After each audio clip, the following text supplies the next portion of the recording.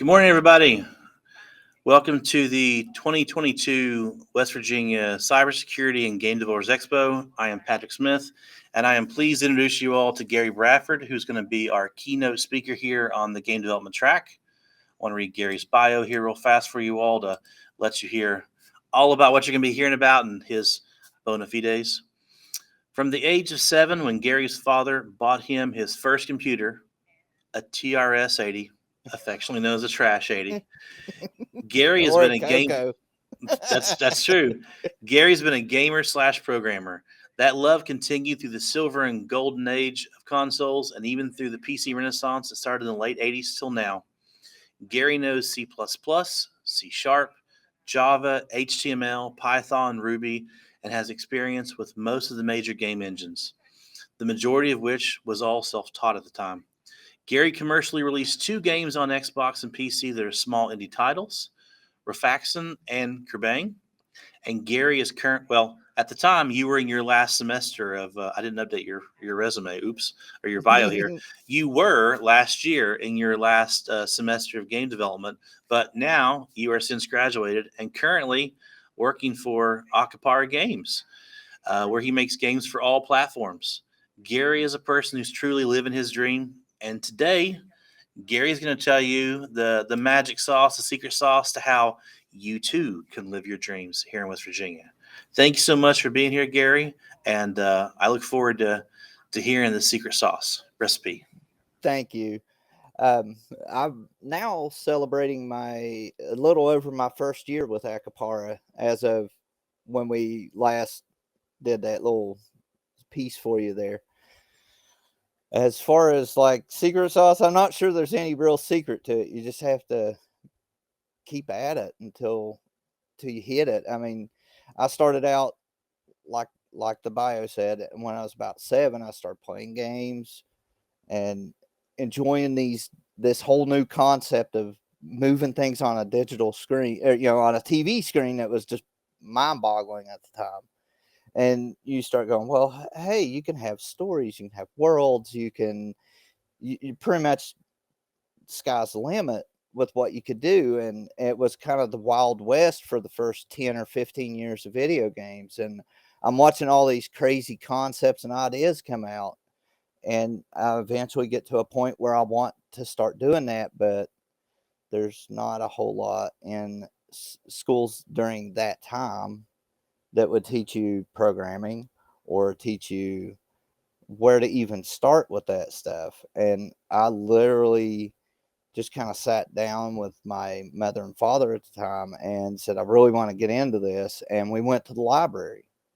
I mean, that was honestly our first start with that, was going to the library, checking out books for computers I had access to, getting languages that were relevant to those platforms, and then just school of hard knocks, trying something and it breaks, and then you try it again, a little different, and then it works, and then you just kind of slowly walk up that stair until you get to a point where you're starting to get your feel about it. And then schools started slowly getting in. It's kind of hard to explain because they were like an all-in-one unit, but they were TRS-80 machines like the one I had at home. They used the same language, the same data structure. They even used the same type of cassette data and stuff like that. So I could take programs from home, bring them to school, load them on these old, like you said, they're called trash 80s or Cocos half the time, because they were a 6502 processor. If you were lucky, they had 32K or 16K of RAM. And they usually had one floppy drive or a cassette deck for data. And I would bring those to school and I would show a teacher, and a teacher would come in and we would kind of talk about what I'd done. And, they tried. They had no training, no background. They had nothing to work with. They just come into their classroom and said, here's a computer, teach kids. And these poor teachers are like, I want to, but how? And so me and the teacher kind of went, well, let's learn together. And we started working together on learning how to communicate to the computer to do things we wanted to do. And we, as that progressed, I started getting better and better with BASIC. I started doing more and more things with it, trying to write useful applications as well as trying to write games, because a lot of games have useful little mini apps inside of them that manage different parts of a game. So I just continually kept learning anything I could. I would go to the library and order a book for, say, a Commodore if I wanted to learn that one. And I would go to the library and give them a specific one I was looking for out of the card catalog. They would go to Los Angeles and get that book and bring it back, which was 4 to 6 weeks, and it would be the wrong one. So it would go back, and then 4 to 6 weeks later, here comes the other book, and it would be the right one. I'd take it home, and I'd go through the book. A lot of those books had intentional typos to make you learn how to sift through the code and find what's wrong with it. Or at least I feel they were intentional, because it would be silly things like, instead of saying 10 go to 30, it might say GOBO or something like that. So you'd be like, I wonder if that wasn't on purpose, because that had to have gotten caught in editing somewhere. And so I would just learn these languages, BASIC, and then I evolved into trying to play around with an editor assembler for the TRS-80, which was everything in the 80s ran on a 6502 or a Z80. The Commodore, the NES, the TurboGrafx, the PC Engine, I think even the Super Graphics, which was like a hyped up version of the TurboGrafx, pretty much you name it, it had either a Z80 like the Sega Genesis did, or it had 6502 like the NES did. So I figured, if I learn how to assemble with a 6502, that gives me one more edge up, because they didn't seem like they were going anywhere. And I struggled with that quite a bit, because I couldn't find a lot of literature on how to program using an assembler and doing it that way. That was just a really rare thing. Unless you had a friend that knew that, you probably weren't going to get too far with it, even though the manuals to them about that thick were really well informed. That there's still a little bit of that you need from someone to kind of point you in the right direction when you get tripped up. And this evolves and goes on until we get into like my middle school time, and we get in trouble for drawing out of a Zelda book, because we were just blown away by that game. And the science teacher at the time was like, well, I'll give you guys 2 choices. You can either have 3 days of detention where you come in here with me, or you can build a game for my science fair that's coming up in 6 months. And we were like, well, okay, that sounds like a no-brainer. And so 3 kids that have no game development background whatsoever. I've just been messing with BASIC, and that's like the biggest language I know at the time. And I've been dangerously playing around with assembly on a TRS-80. So I'm by no means any kind of seasoned programmer whatsoever. Print my name down the screen, maybe making it slide around or something like that is like the most advanced thing I can do at this time. And we go, sure, we'll do that. So we have one guy that's good at drawing. So he lays out the map, how everything's going to be structured in the game, where it's located. The mountains are here, the caves are here, the path is here, and the whole layout he takes care of. The other one comes up with the story, how these characters respond to these characters, why elves act the way they do, why dwarves are the way they are. And we lay all this out on paper and base it heavily on the D&D combat structure. So each day we come into class, and he goes, after about the 3rd week, he saw how hard we were working on it. And he goes, here's what I'm going to do. He goes, for each science fair, I will give you an A in this class as if you had passed an exam. It'll be worth that much. And he goes, if you get second place, that'll be a B. If you get third, it'll be a C. And anything lower than that, I'll just give you a D, because the effort should count for something.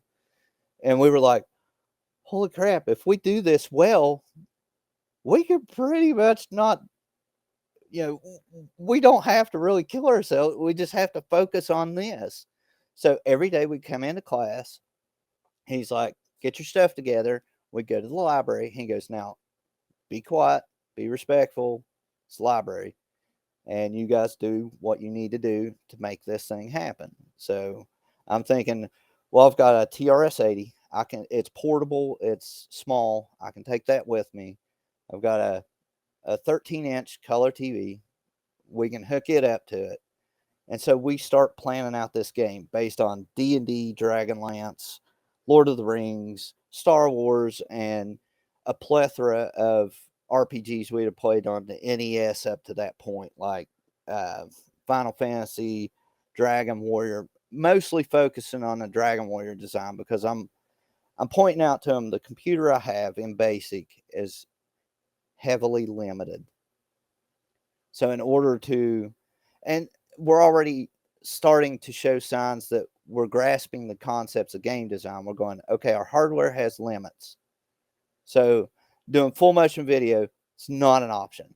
Doing full screen, full graphics without somebody good at assembly, that's not going to happen.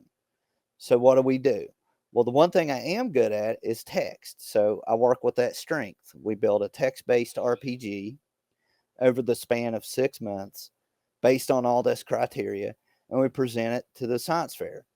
But we found out probably a week before we finished the game for the science fair that the Trash 80 had a neat little trick where you could type motor on, and it would kick the cassette motor on.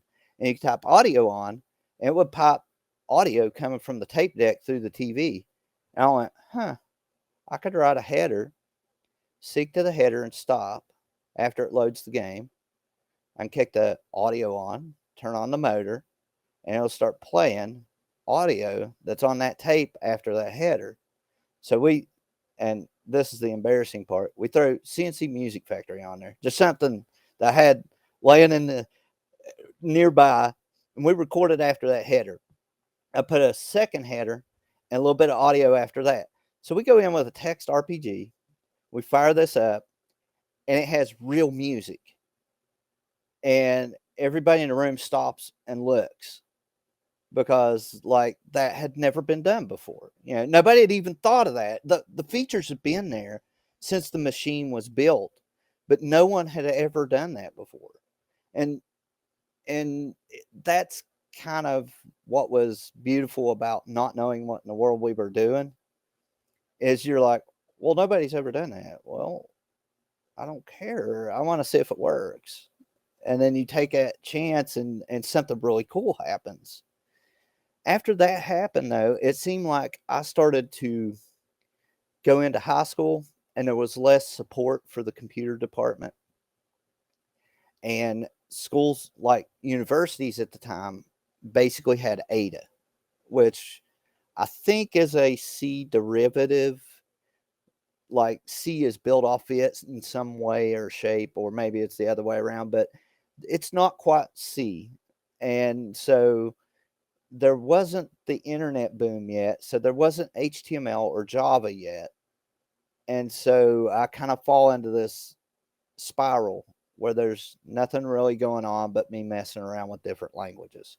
And I start playing with Visual Basic 4 and 6. And I start reading up on things like C++, and I kind of give up because of its complexity.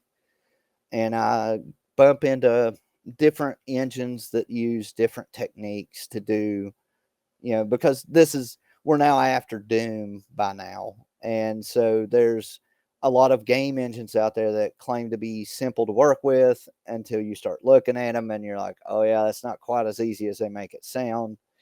And so you kind of get into this discouraged area where I kind of feel like I'm just kind of waiting for the moment for time, for the world to catch up to where I was at so that I could go on forward with what I wanted to do, which was develop games. And I'd wanted to do that since before the science fair project. I just didn't know how to get started. The science fair project kind of confirmed that's what I wanted to do, because after you get first place in several science fairs like that, you're like, okay, there is something here I can do. I am capable of this to some degree, to get recognition for it. But then after you go to high school, it just kind of drops out from under you, and there's nowhere to go. I played with the PCs as much as I could, but most of the ones at the high school were broke. If they weren't broke, the drives were bad, or the monitor was bad, but the drive was good, and you're just like, and it just kind of gets caught in this catch 22 where I can't make any forward motion.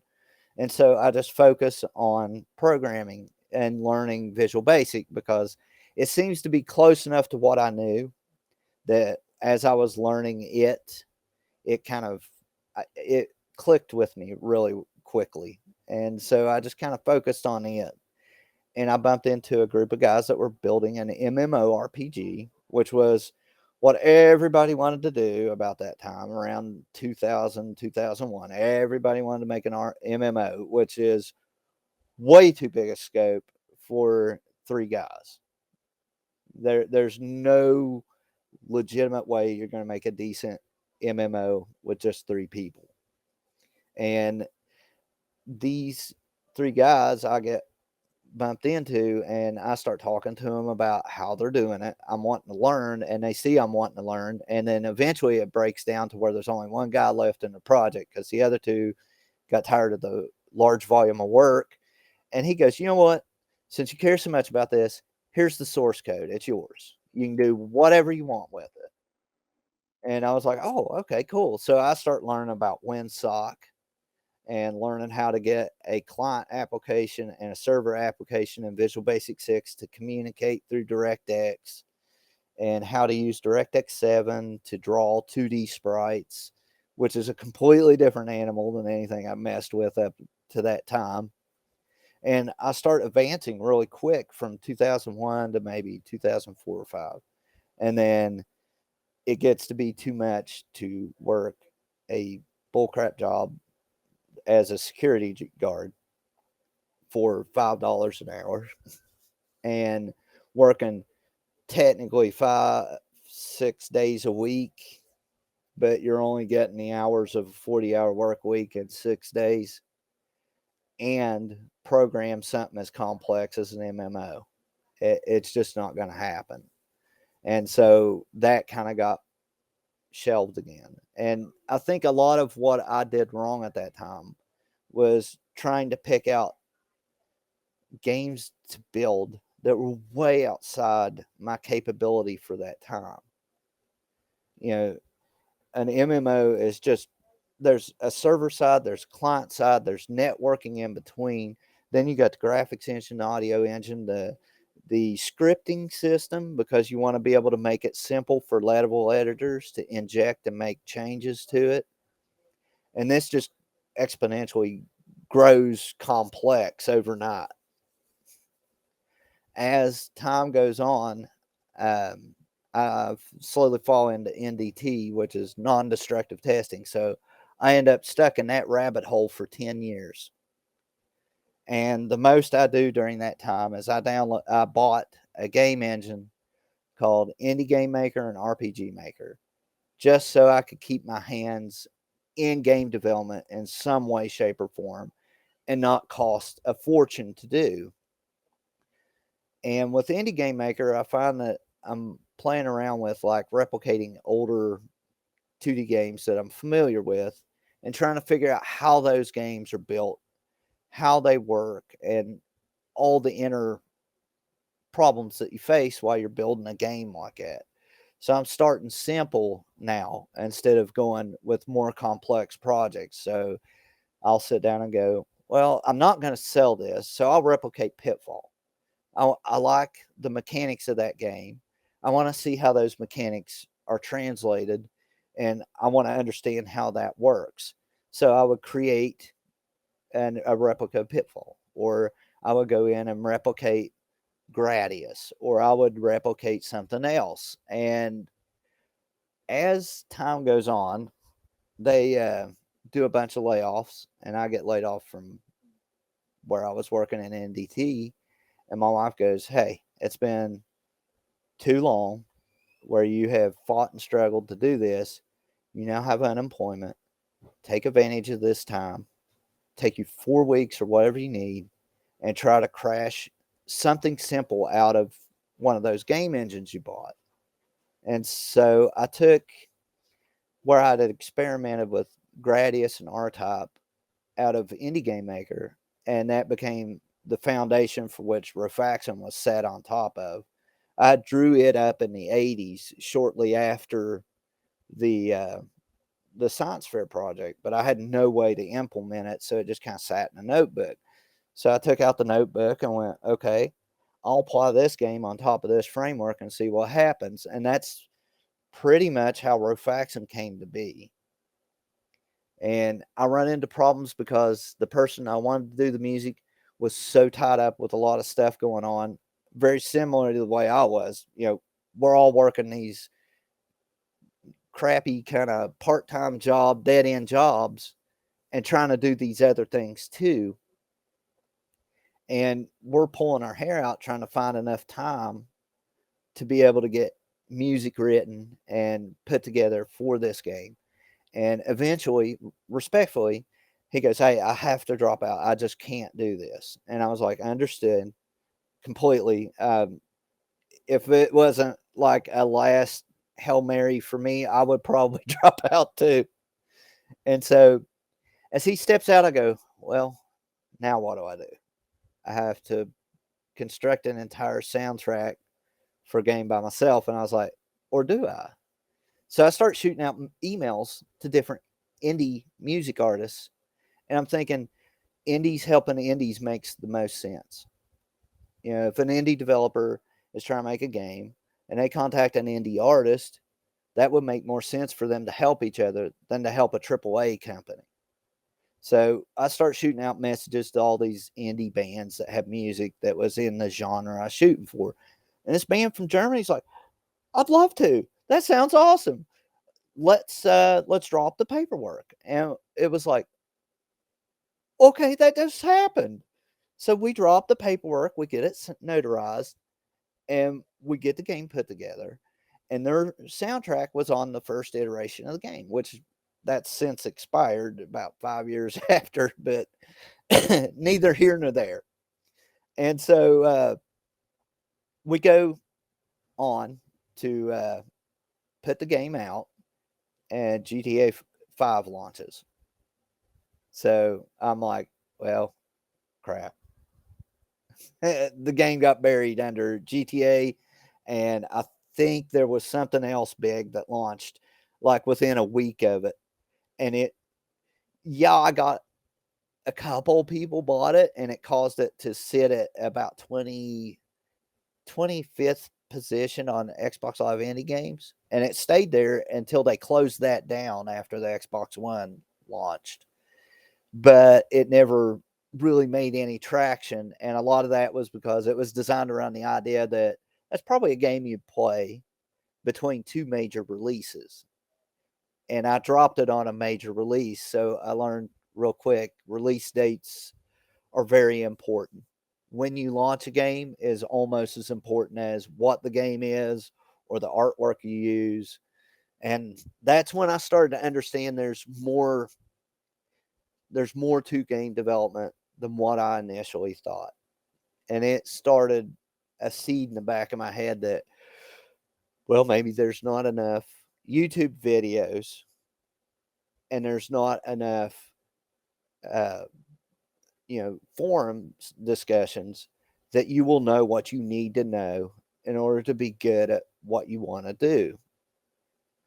And this goes on for a couple of years. I end up working in Ed Advance, and that lasted 5 or 6 years after that. And I ended up working as a telemarketer for a little while. And all the time I'm getting more and more miserable. And then I work for Special Metals, and they go, yeah, we're laying everybody off in November. And like, I think it was maybe August. And I was like, I give up. I give up. And my wife's like, here, read this, and hands me an MCTC booklet. And in it, it has the game development program. And I start reading through it, and I was like, well, hell, this is everything I wanted. The back end business side of it, where you have to understand launch dates and paperwork and game design documents and how to the other intricacies that make a game launch happen properly. And so right before I start school, I'm like, I got 4 weeks. I wonder if I can game jam a game out just to see if I still can refresh what I'm capable of. And so I crash out on Unity in about 4 weeks, this little Kaboom clone, and throw it up on the Microsoft Store right before school starts. So I did manage to pull that one out. Oh, hang on, sneeze.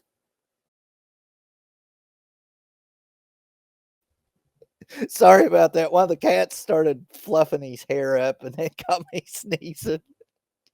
But because she came to me at that point in time and was like, I really think you need to seriously consider this. And I'm like, I don't want to get tangled up in school because there's loans. And you're totally right, James. But there's like, I don't want to deal with loans. I don't want to deal with this. I don't want to deal with that. And she's like, there are grants that you can apply for. There are other methods to go to school other than out of pocket or a loan that you'll be hung around the neck for 10 years or something like that. So that's when I started learning, there's easier ways to go about this. And she kind of crash courses me on how to get this all set up. My first FAFSA, she filled out and showed me how to do, because I had never filled one out before. Last time I'd even looked at one was in the 80s when I went to Marshall and was thinking about applying to Marshall for programming. And I was like, none of these classes are the type of language that's going to be here in 20 years. I don't think this is right for me yet.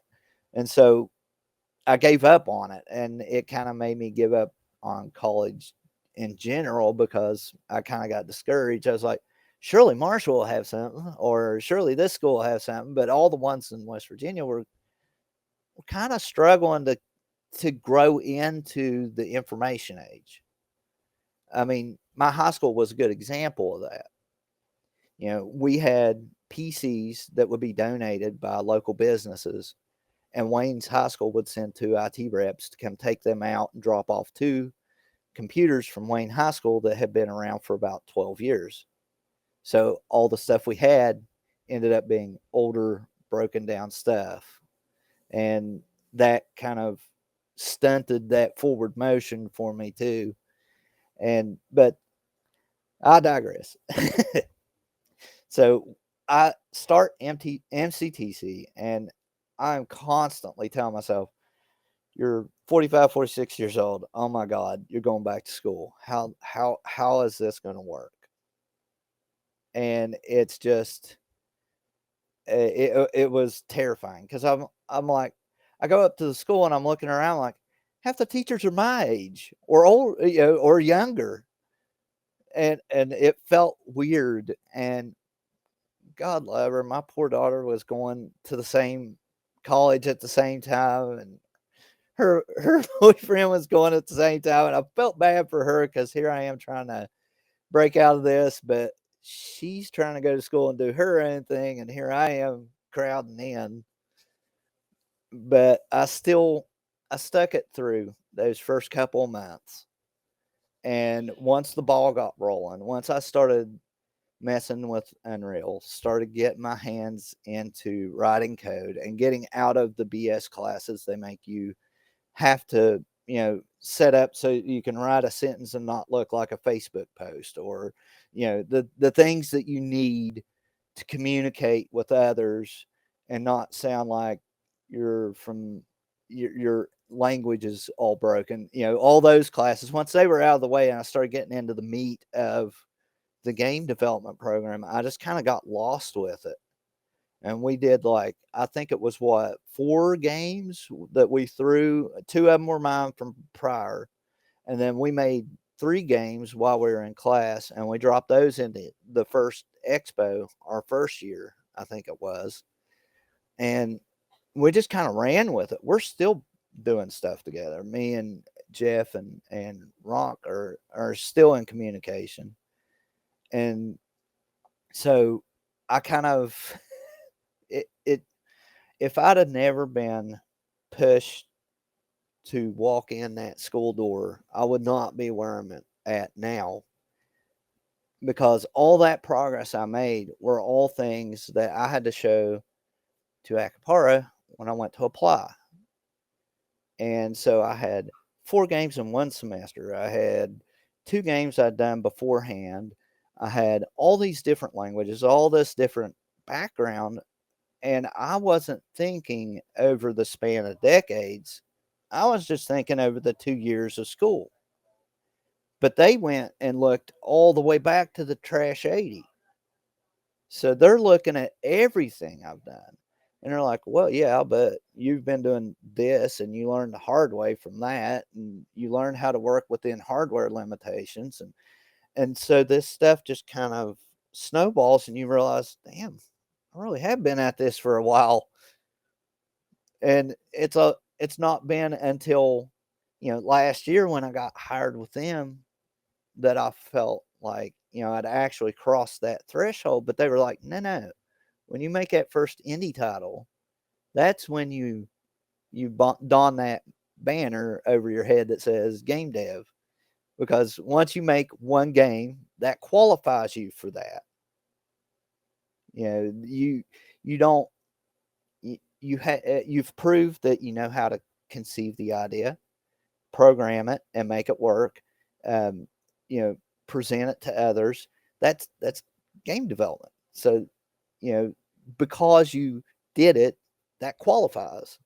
And I was always thinking, well, I didn't do it for a company, so it doesn't count. And I still, to this day, am in contact with Corey, my old professor, especially since we work together now. And we're doing pair programming. Like, he's working on one project, I'm working on a completely different project, but I'll be like, hey, have you ever seen this before? And he's like, no. Well, have you? Oh, well, that's what you're doing wrong in Unreal. You should probably do this. And we're like sharing ideas back and forth. And I'm still learning from him. I've been out of school for a year. And that's kind of the thing that I've realized, is that you can't stop pushing to learn about what it is you want to do. If you're really passionate about it, if it really is something you care about, then you will put in the extra time to read that long-winded discussion about certain elements you're wanting to do in a game engine, or you will spend the extra effort to write code, watch it fail, and then write it again and fix those problems and learn how to fix things. You will do that because you love doing what you're doing. And it's a long process. That's not something that's immediate. It's something you have to keep at. And there are times when you have to look in the mirror and go, oh, God, I got to keep doing this. And it's not that you don't care about it. It's that it is tiring. And it's hard for others to understand that unless they have done it themselves. So you'll see family members that are like, oh, well, you're at home all the time. Yes, I am. But I'm also writing around 8,000 lines of code over the past 4 days. I'm a little wore out. And they can't, because of where we live, they have a hard time understanding that because I wasn't shoveling a pile of coal or lifting up a car tire to put it on a wheel, or because I wasn't pitchforking hay, they have a hard time to understand this is work too. It's just exhausting up here. It's not exhausting here.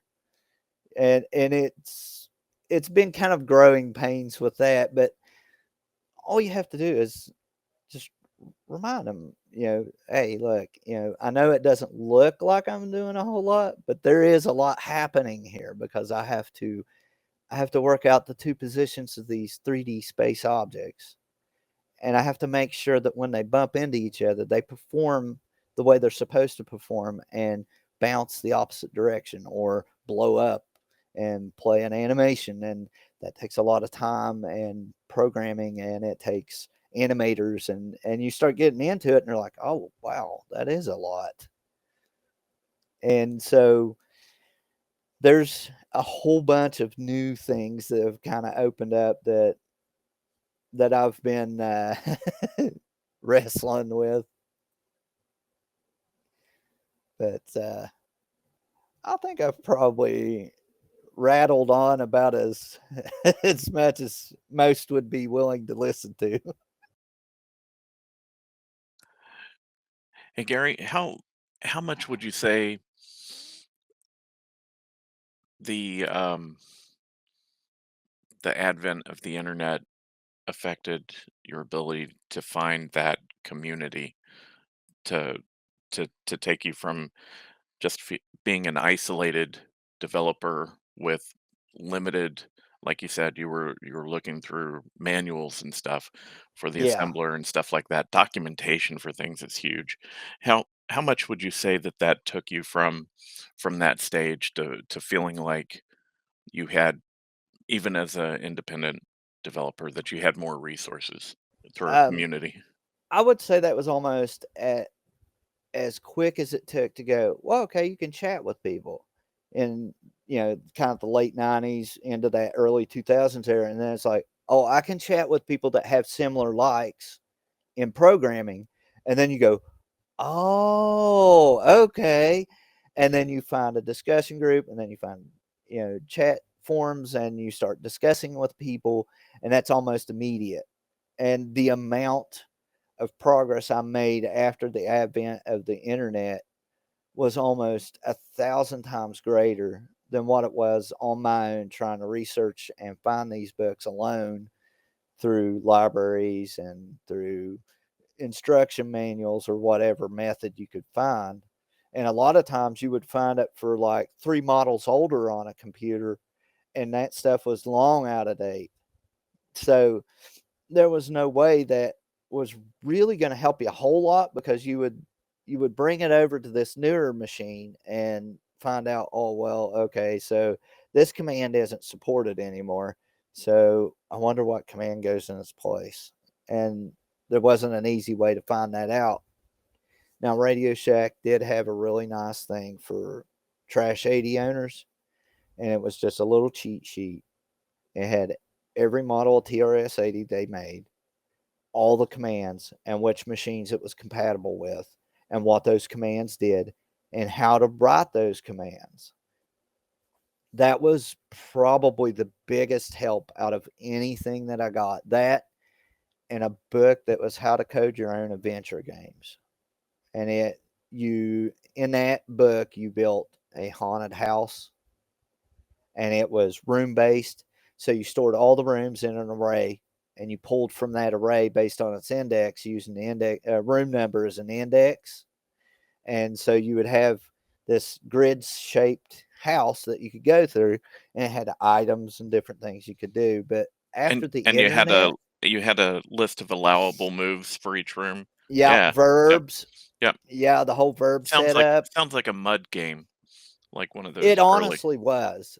It was a text-based RPG, really, without much combat. There was just items to pick up and a start and a finish line, and an item to collect, and you had to cross the finish line with the item. And it showed me basic logic. How's this stuff handled at the most fundamental levels?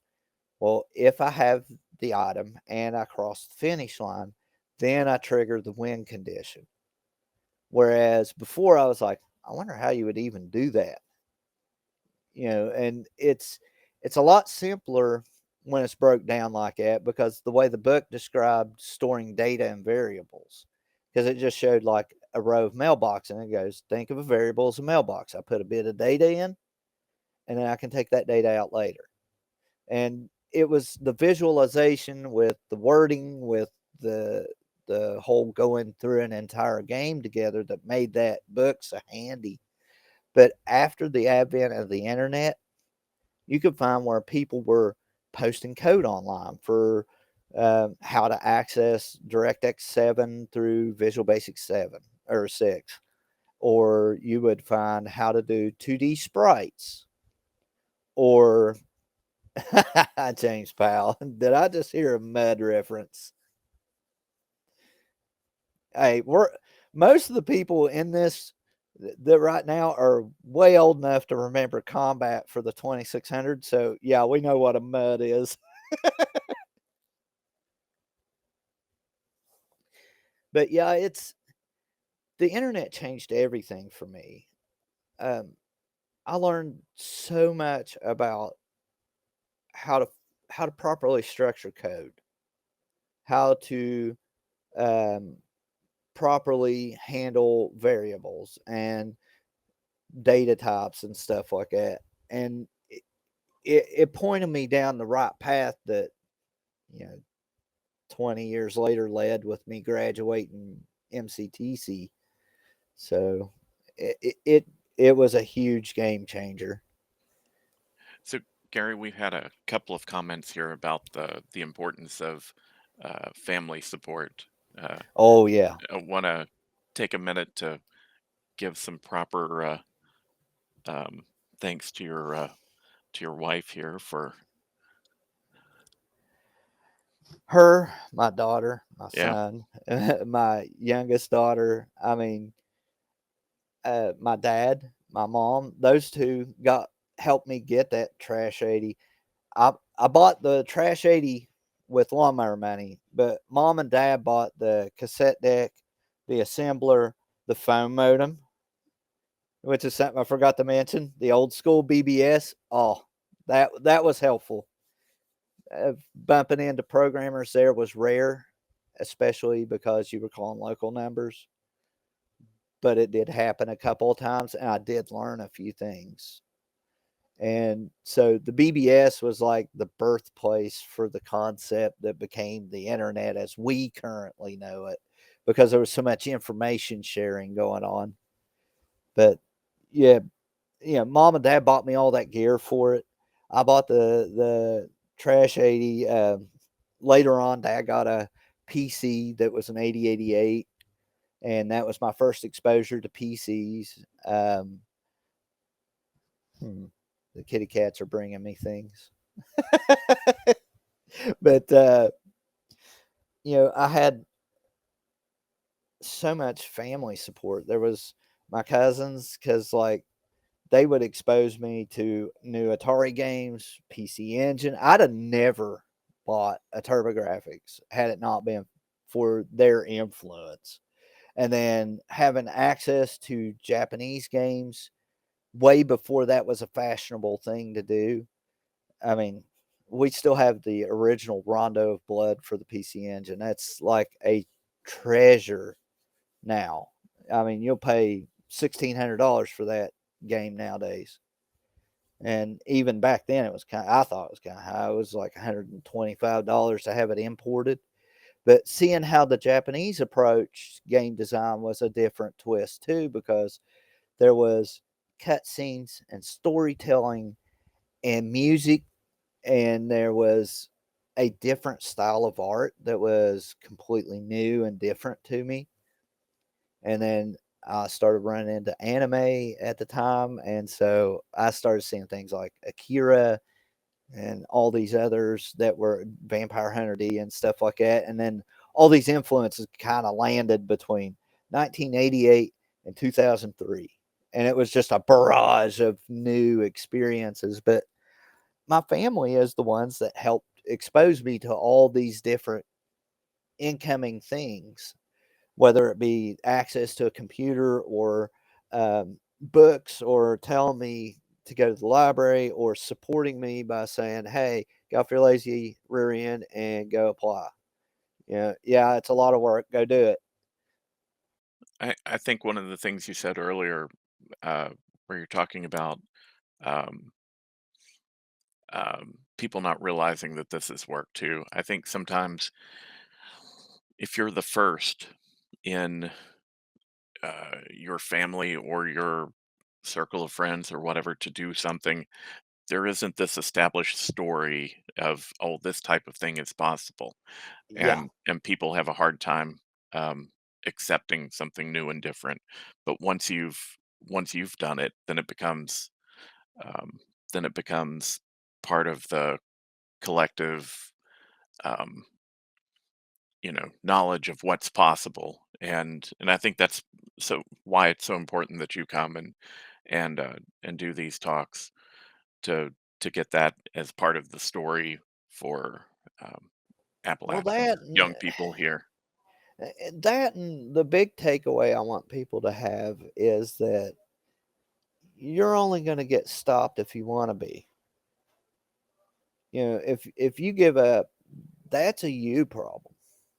If you don't take advantage of the grants, if you don't take advantage of the loans, if you don't go get the paperwork and fill it out and turn it into the school, if you don't apply yourself while you're in school, if you don't keep learning what it is you want to learn, regardless if it's game development, whatever it is, if it's medical or lawyer or whatever, you can't sit there and expect it to just go plop in your lap and you go, oh, okay, I win.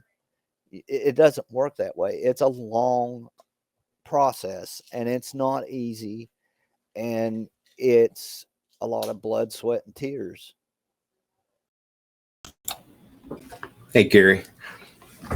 Thanks so much for being here again. I'm kind of interested in the day to day what you do, and I don't know how much more time we have going forward, but I'd love to hear your thoughts of when you first started with Akupara, when you got into it, like the That's first month. What's that like? the first month I suffered imposter syndrome horribly. It was crippling at times. I would look in the mirror and go, all you've done is 2 indie games and 2 years of school. And, you feel like there's no way this could be me or I shouldn't be here. And you start doubting everything that you know. You've passed the tests, you've taken the exams, you've proved you know what you know, but you'll still look in the mirror and doubt every single line of code you write. And I doubted every single line of code I wrote. I doubted every repo push. I doubted everything I did for at least the first 6 months. And then I started to, and it takes a lot of like conversations going, look, you passed the test, you made the grades, you've done the work, you you belong here just as much as anyone else. You've you need to quit beating yourself up because that's just something we naturally do, whether it's our physical appearance or our intellect or any other part of us. We tend to want to beat the tar out of ourselves verbally, internally. And imposter syndrome is a huge thing that happens that you should probably be very aware of coming out of school because it can be very crippling to you. It can keep you from making right decisions when you know it's right, but you doubt yourself. So you do it a different way, and then you have to go back and redo it because you doubted yourself and didn't do it the right way. Yeah, that syndrome is pretty interesting. I haven't heard it used in other fields, and I'm sure it happens, right? In different type of fields where you get It into it has and you're like, to. "Well, I can't believe I'm operating on someone now." But you normally hear it in this dev type field. It's really fascinating. I always expected an astronaut to have that kind of feel to be standing on a space station going, oh, should I really be here? Oh my God, do I really, is this going to be okay? You know, and it's this huge internal struggle to go, you need to calm way down and just do what you know how to do. Yeah. Hey, Patrick, I've got one last question, if you don't mind. I was going to say, by the way, you know, that definitely applies in cybersecurity, the whole imposter syndrome. I was just talking with somebody about that the other day. Like, yeah. So I just as an FYI, like, I feel like anytime you hear Dr. Drew, you know, from Loveline, that type of thing, he even says as a doctor, like he constantly has imposter syndrome there as well. So yeah, I think any of your big technical professional fields probably always have that. But yeah, go right ahead, Garrett. I got one. I'll throw at him after you. Awesome. What would you say to students thinking about, or anyone thinking about going to college for game dev, or those currently already in it, as far as getting plugged into the market upon leaving, maybe even during the school? How to prepare, how to market yourself, how to move towards that transition from your point or That point of one view? is kind of a complex answer. It's got several things that kind of feed into it. Between the end of my first year of college and when I graduated, I probably turned in 100 resumes everywhere. Electronic Arts, Blizzard, Microsoft, Sony, Nintendo, everywhere, constantly, because I knew when I got out of school, that's a huge amount of time I can cut short by applying early. You know, yeah, they may turn me down because I don't have the diploma yet, but they've already got it on record. And I can just send them another resume. They'll be like, oh, this guy's already applied twice. You know, and so staying ahead of the curve, like don't do things last minute. Yeah, have a plan a year ahead. Like, okay, I'm in my halfway point of school. I need to be ready for when school ends. So I need to start getting my resume together. I need to start getting my uh, uh, portfolio together. And I'm gonna be honest with you. I was told by a guy at Epic that they usually, you know, your resume is what I set my coffee on while I look at your portfolio.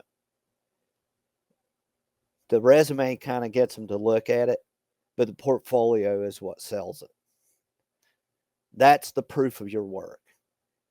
You know, if you had a horn out of one side of your head, it wouldn't matter. That portfolio is what sells what you're capable of. And that's kind of the big thing for any game developer is they want to see that you're capable of it.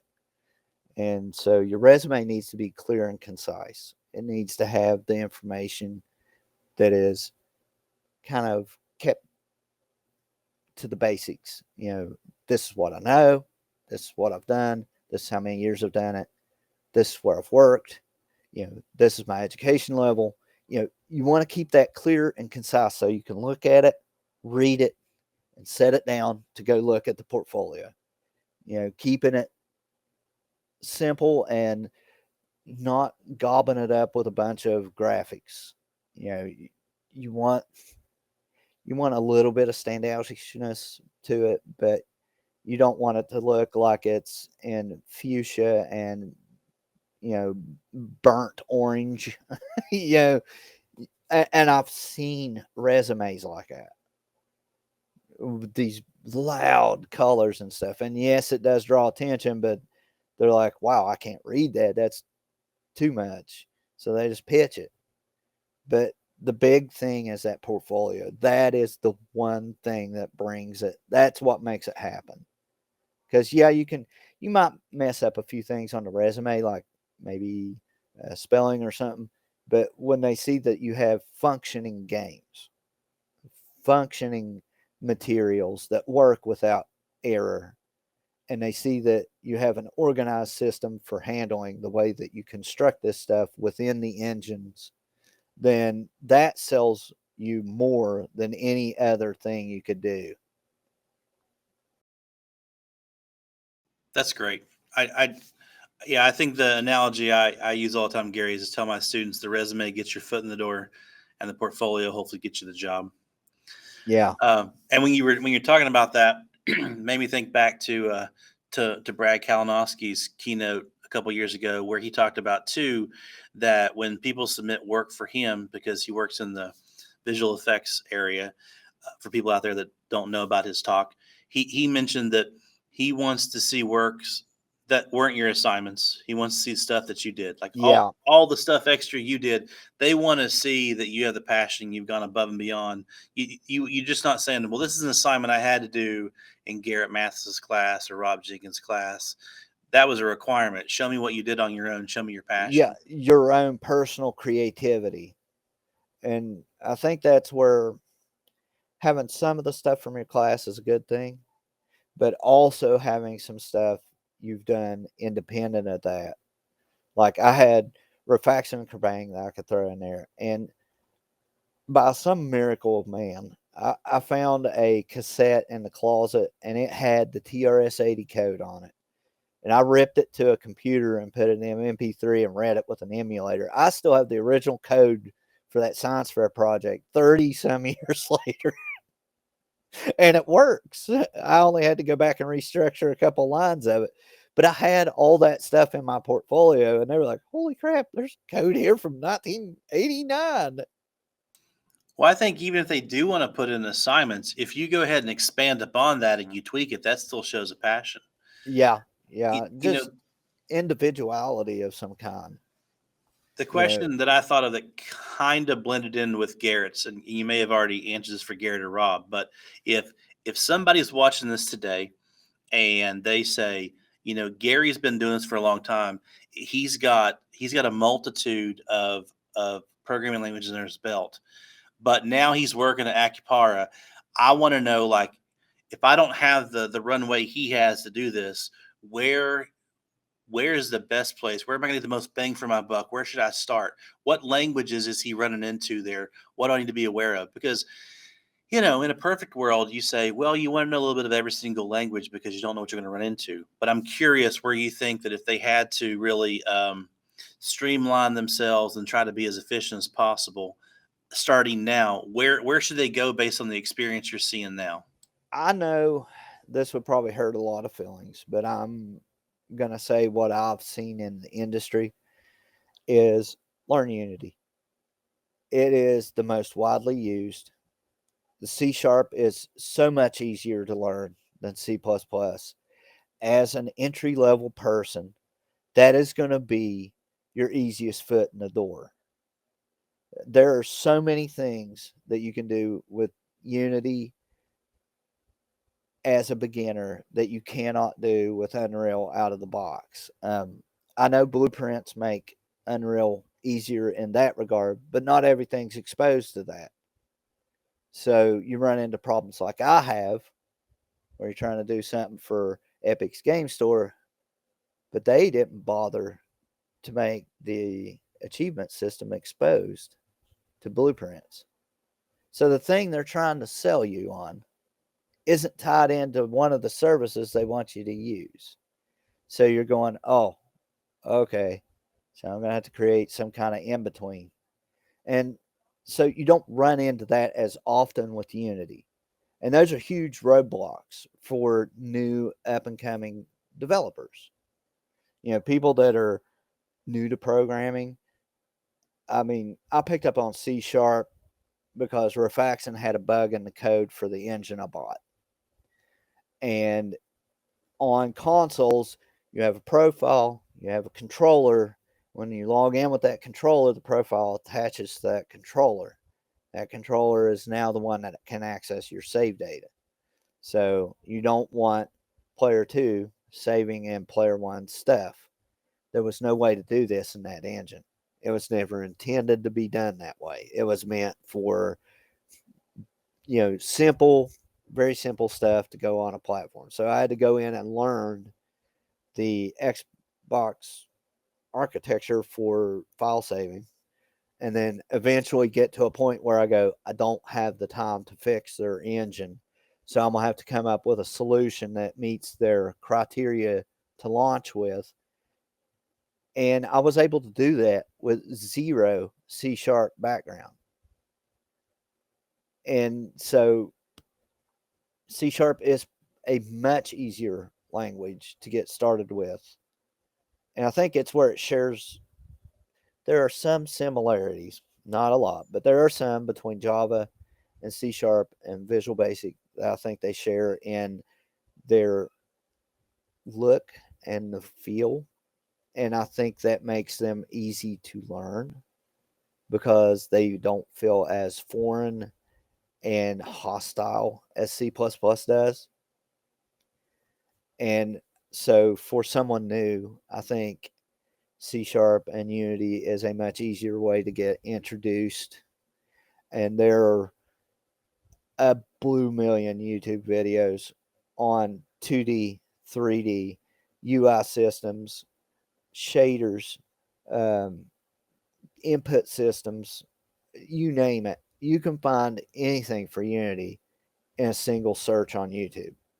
It doesn't work that way in UE because a lot of the people that work in Unreal tend to be higher level professionals, and they don't want their secrets out because that puts them out of a job. So UE plays their cards close to the chest, and Unity's cards are out on the table. And when you're learning, you need that kind of, that openness. So if someone does go the route of Unity, this may sound like a dumb question, but I mean, I'll. Are there places that are nothing but Unity shops and places that are nothing but Unreal shops? And I say that because I have to imagine if you're going to put a game out, for example, on all platforms, Nintendo's been notorious for like the code's going to be a certain way, and then Xbox was doing X and A, and then you had PlayStation style. So I didn't know if it was a dumb question to ask. We're an entire Unity shop, or if these days it's like we kind of have to be both. If we're going to put it on the Epic Game Store, we got to have somebody who can port the stuff over to UE and somebody who can learn Unity. So how does that play, for example, at Akupara?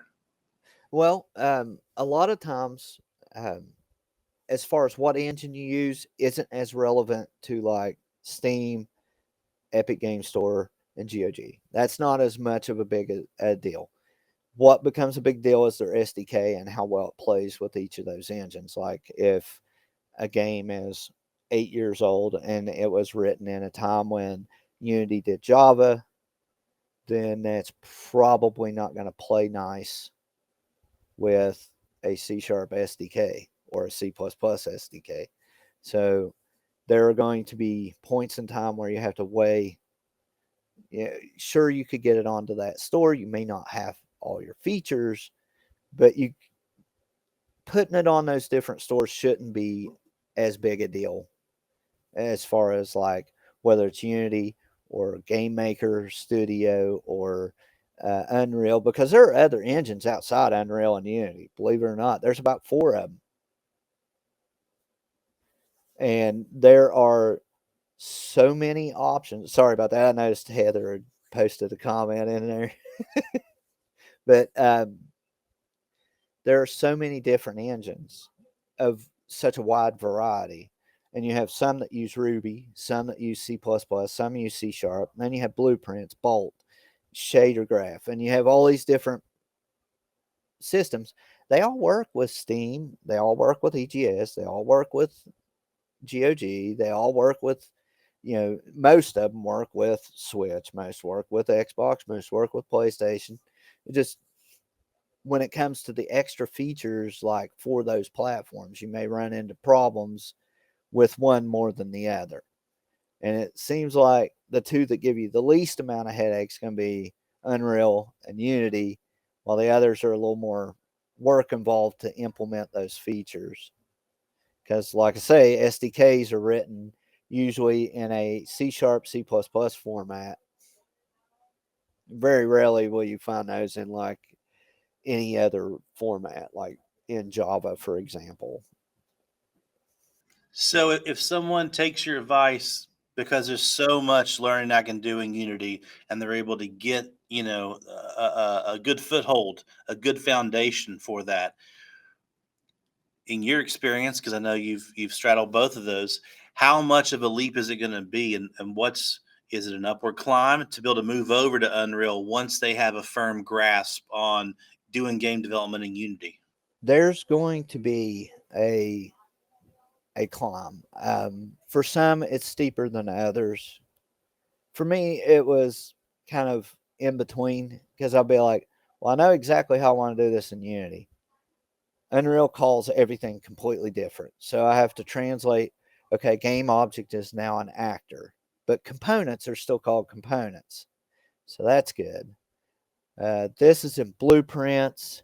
This is in C sharp. In C sharp, I would just do this, but I can't do that in blueprints or C++. I have to do it a different way. So there's this translation going back and forth between what you know and what you want to do and what that engine allows, because their casting is probably the one thing I hate the most in Unreal. When you say I want to cast to the player, I shouldn't need anything else. I'm casting to the player. But you have to have another object, player controller or player pawn or player character. So you have this extra step that you would never think of if you were writing in pure code, where you're like, why do they do it that way? And so there's reasoning for it, I'm sure, but there's always this translation going on between the way I know how to do it and the way I want to do it and how that system uses it. And I can see Gary grinning because he knows exactly what I'm talking about. I think that makes a lot of sense, and it actually kind of upends an analogy I use a lot of times for students. Because what I usually try to say is, if you learn a programming language, it's like learning English. Now you don't have to relearn what a verb is or a noun is. You can learn French and know that. But you talked about the extra complexities, and then I got to thinking, well, there's going to be idioms and different sayings and colloquial things in one language that's not ever going to have a direct translation. And I was like, so it's a bit more complicated than that, depending on what you're doing. Well, I mean, like, look at Appalachian slang as a good example. We have things we say here that are nowhere else in the world. And if someone from anywhere else in the country came here, they'd be like, what? Yeah, I mean, just the way we call certain things, like whether, it's our slang for a potato or if it's, our slang for the weather or, whatever our little dialect is here. And it's like that between C sharp and C++ and C sharp and blueprints and Bolt and blueprints. It's two different ideologies going on and two different ways of saying the exact same thing. They both do the same thing. They just do it in two different ways. And you have to translate one to the other. And it can get a little aggravating. Well, I feel like in your previous talk, you talking about that. I feel like even when Christian was here, you mentioned if you had to do a 2D game, your go-to is Unity, because even though there was some 2D stuff in Unreal, it was not much there. Did I catch earlier off mic that you said that Unreal 5 is getting better at that? They're kind of correcting some of those Unreal mistakes. 5 has made leaps and bounds above Unreal 4. Not only can you have very dynamic, very beautifully rendered worlds of a high poly count. I mean, we're talking huge volumes of triangles, because the way the camera works is as things go out of focus, it starts reducing triangles because you don't need that complexity. So on the fly, it's modifying that stuff so you can have these beautifully modeled worlds and be able to change, not have to sacrifice the artist's vision for what you want to draw. And that's just the 3D side of things. Then there's dynamic lighting, dynamic shadows, ray tracing's done a lot better in UE5. And I sat down in 3 hours and had a completely working Metroidvania game. Character animated, character jump, footstep sounds, walking out of the screen with the typical Metroid style camera scroll, being able to do multiple sized rooms with that same camera system, go vertically, horizontally, 360-degree movement for the camera, and it follows the player in 3 hours. That is a huge jump over UE4. It's such a big jump that I predict UE4 to quickly die out after UE5 becomes more, once people realize just how much better that it is to work with. I think UE4 will die out rather quickly. Okay. Well, yeah, I just want to try to think, people watching this for the first time where to go, and I think that's good advice and also a good expectation from someone who's seasoned like yourself to know what that journey is going to be like and what that clown's going to be like. I would say one of the best things that somebody could do if they want to figure out if this is what they want to get into is catch Udemy when they have a $20 course on Unity or Unreal.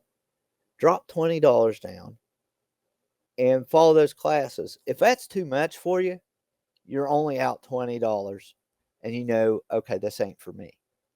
Because that's a real easy mistake to make, to think, well, I really want to be a race car driver. And then you get in there and you find out it's sweltering hot. You are under extreme stress and forces all the time. And hello there. And so you find out it's not as nice as you thought it was. And game development can be like that. It can be brutal at times. Now, the payoff, I think, is huge, but there's work involved. But you buying that $20 course, you're not out that much as opposed to you being that race car driver and you just bought that Formula One car Yeah. and you're like, what am I going to do with this now? Yeah, because once you wreck it, you buy it. Yeah, $20 is not that big of a thing to where if you decide you don't like it and you leave it behind, you don't have to feel too guilty about that. That's like 2 meals, So Yeah. I think it's an Well, excellent idea. and college isn't cheap. Even with grants and stuff, it's not cheap. And if you want to know for sure, $20 is a small price to pay to know if I want to spend 10 grand or 20 grand to go to college for that. And will I be able to hold up under the game development side of things? Sure, you might be able to do the grammar and the other things that they require you to have, but will you be able to hold up to the game development side of it? Because it sucks having a game design document dumped on you and then having to create something from nothing and have that ready in a specified period of time, because there's always, even if there's not a crunch, there's always a mental crunch going on inside your head where you feel like, I need to get this done. And so you're like pushing yourself internally, even though you may not be pushed outwardly. This cat's going nuts. They always pick the best opportunity to do that too. Oh, this one here likes to grab bread ties and bring them to you. He plays fetch. It's the most bizarre cat I've ever seen. Interesting. I had a cat that was a very much a lap cat, like a lap dog, basically. So I've been there. Well, I agree with you that I think $20 is enough to drop down to see if you're going to have the dedication to go through that. Because if you don't, better to find out with $20 than $2,000 for a semester of school. Yes, yes. And then you got drive times and work schedules and stuff that you have to work around, all that stuff. And that is a lot of investment. And you want to make sure that's what you want to do. I think that makes a lot of sense. Well, um, I think we're good. I appreciate all of your advice. I appreciate you being able to tell your story to everybody, to hopefully inspire people to see that it's, it feels like a barrier. There's imposter syndrome, but it is possible if you have the dedication and you truly have the drive to want to do this. Anybody can pick this up and go. It's not going to be easy. If it was, everybody would be doing it, but it's totally attainable out there. So thank you so much. The tools in our modern era with YouTube and the internet are everywhere. And if you want to, it's all you got to do is just reach out and grab for it. Yeah, I agree. Sometimes I will say, though, there are so many tools. There's this kind of whole, what's the term for when there's too much choice? Like I have a problem. There's so many things that I can't figure out. Saturation. Embarrassment of riches. Tyranny of choice or analysis paralysis. Yeah. Yeah. Tyranny of choice, because like I'm trying to Google and I'm like, what's the correct term I need? That was the problem that I always had. Breaking into programming, you could say, I want this drop down. When I do this thing on the drop down, I want to do this over here. And you don't maybe know that means that you want a function to work. You want something to happen when focus goes off something. You don't know your terms yet. So when you're out there flowing, trying to Google something, you can't figure out the right term. You're trying to think in terms of, well, I have this object selected. I want to make sure it's selected, but I just look for how to select a button. Well, that's something different than the focus. The focus is where the mouse attention is pointed to. Yeah. And not the way you would initially word it. Mm-hmm. And that's like you said earlier about like knowing it's called player over here versus actor over here. So yeah. Blueprints versus bolt. It's the same thing. Yeah, it really is. It's just two different ways of doing the same thing. Copyright means they have to have a different name. Yeah. Well, Gary, thank you so much for coming and keynoting, and I hope everyone found this inspirational and enlightening, and hopefully, it's made you be inspired to get up and go to Udemy and find you a course on sale and try your own hand at doing game development and make that be your passion out there. So thank you so much, sir. Thank you. I really appreciate it.